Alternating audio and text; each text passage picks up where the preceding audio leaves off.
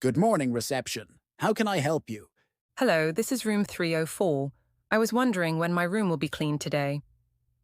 Housekeeping usually cleans rooms between 10 a.m. and 2 p.m. Your room should be done around 11 a.m. Actually, I'm planning to be out all day. Could someone clean it while I'm gone? Of course. What time will you be leaving?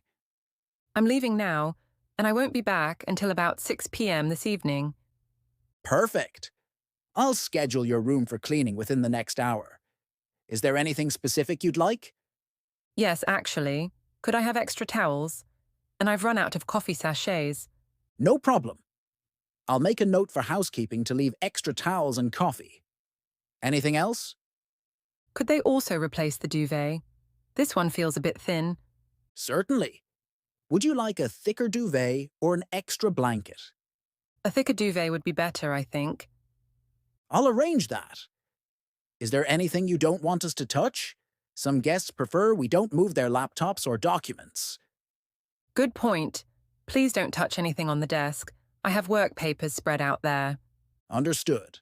I'll put a note on the cleaning schedule.